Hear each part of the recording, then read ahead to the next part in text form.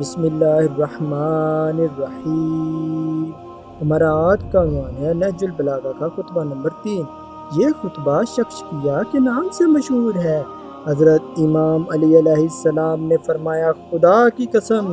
فرزند ابو قحافہ نے پیرہن خلافت پہن لیا، حالانکہ وہ میرے بارے میں اچھی طرح جانتا تھا کہ میرا خلافت میں وہی مقام ہے جو چکی کے اندر اس کی کیلی کا ہوتا ہے۔ میں وہ کوہ بلند ہوں جس پر سے سیلاب کا پانی گزر کر نیچے گر جاتا ہے اور مجھ تک پرندہ پر نہیں مار سکتا۔ اس کے باوجود میں نے خلافت کے آگے پردہ لٹکا دیا اور اس سے پہلو تہی کر لی اور سوچنا شروع کیا کہ میں اپنے کٹے ہوئے ہاتھوں سے حملہ کروں یا اس سے بھیانک تیرگی پر صبر کر لوں جس میں سنے رسیدہ بالکل ضعیف اور بچہ بوڑھا ہو جاتا ہے اور مومن اس میں جد و جہد کرتا ہوا اپنے پروردگار کے پاس پہنچ جاتا ہے۔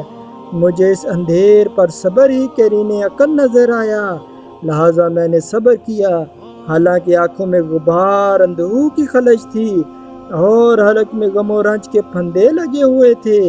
میں اپنی میراث کو لٹتے دیکھ رہا تھا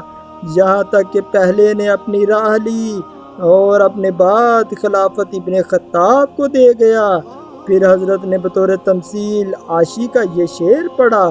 کہاں یہ دن جو فاقہ کے پلان پر کٹتا ہے اور کہاں وہ دن جو حیان برادر جابر صحبت میں گزرتا تھا۔ تعجب ہے کہ وہ زندگی میں تو خلافت سے طبقدوش ہونا چاہتا تھا، لیکن اپنے مرنے کے بعد اس کی بنیاد دوسرے کے لیے استوار کرتا گیا۔ بے شک ان دونوں نے سختی کے ساتھ خلافت کے تنوں کو آپس میں بانٹ لیا۔ اس نے خلافت کو ایک سخت و درشت محل میں رکھ دیا جس کے چرکے کاری تھے، جس کو چھو کر بھی درشتی محسوس ہوتی تھی، جہاں بات بات میں ٹھوکر کھانا اور پھر عذر کرنا تھا، جس کا اس سے سابقہ پڑے وہ ایسا ہے جیسے سرکش اونٹنی کا سوار کہ اگر مہار کھینچتا ہے تو اس کی منہ زوری سے اس کی ناک کا درمیانی حصہ ہی شگافتہ ہوا جاتا ہے،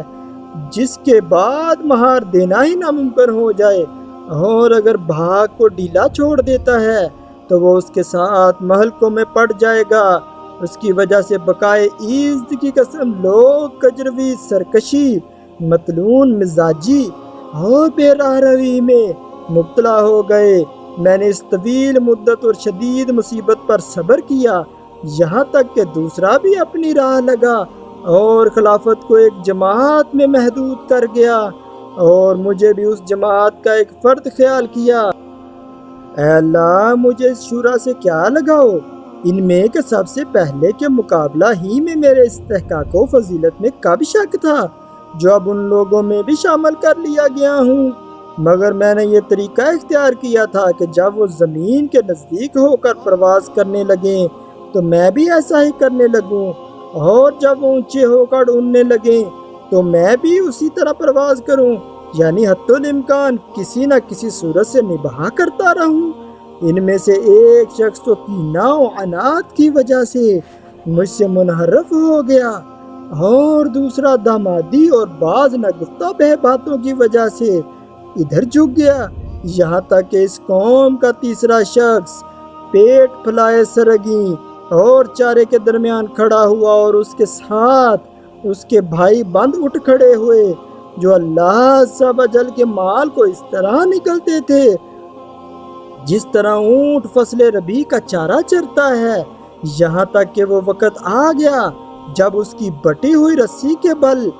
کھل گئے اور اس کی بدعمالیوں نے اس کا کام تمام کر دیا اور شکم پوری نے اسے منہ کے بل گرا دیا۔ اس وقت مجھے لوگوں کے ہجوم نے دہشت زدہ کر دیا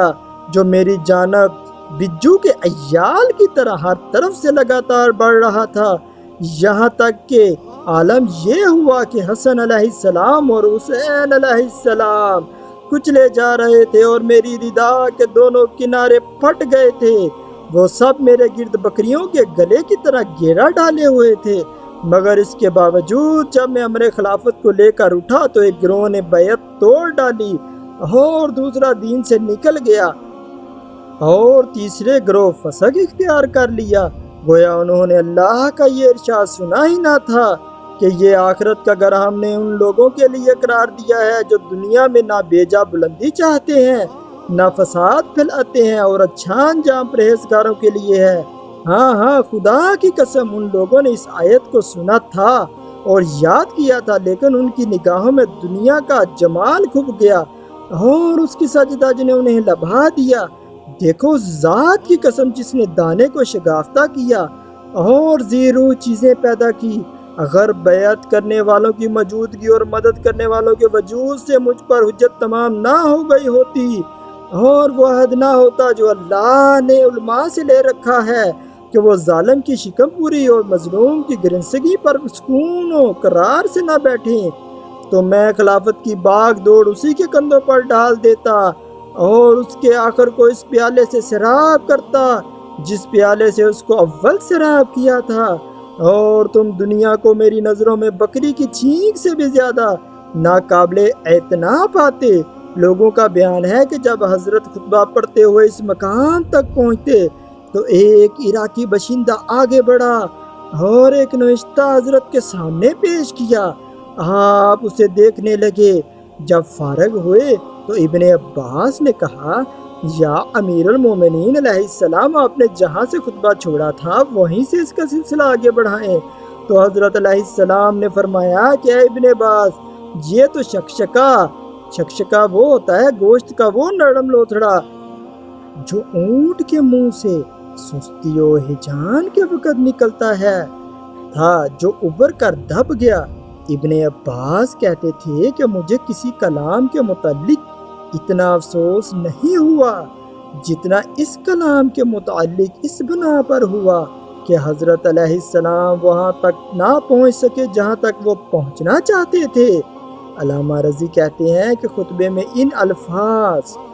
الفاظ کو عربی تلفظ کی وجہ سے تلاوت نہیں کیا گیا کہ زیر زبر کی غلطی نہ ہو، سے مراد یہ ہے کہ سوار جب مہار کھینچنے میں ناکہ پر سختی کرتا ہے تو اس کھینچا تانی میں اس کی ناک زخمی ہوئی ہو جاتی ہے، اور اگر اس کی سرکشی کے باوجود باغ کو ڈھیلا چھوڑ دیتا ہے تو وہ اسے کہیں نہ کہیں گرا دے گی اور اس کے قابو سے باہر ہو جائے گی۔ اشنک الناکہ اس وقت بولا جاتا ہے جب سوار باغوں کو کھینچ کر اس کے سر کو اوپر کی طرف اٹھائے، اور اسی طرح اشنک الناکہ استعمال ہوتا ہے۔ ابن سکیت نے اصلاح المنطق میں اس کا ذکر کیا ہے۔ حضرت نے اشنکا کے بجائے اشنک النکلہا استعمال کیا ہے، چونکہ آپ نے یہ لفظ اسلحہ کے بالمقابل استعمال کیا ہے، اور سلامت اسی وقت باقی رہ سکتی تھی جب ان دونوں لفظوں کو نہج استعمال ایک ہو۔ گویا حضرت نے اشتق لہا کو ان رفع لہا کی جگہ استعمال کیا ہے، یعنی اس کی بھاگیں اوپر کی طرف اٹھا کر روک رکھے۔ مومنین کرام، ہماری اس ویڈیو کو لائک اور چینل کو سبسکرائب ضرور کیجیے۔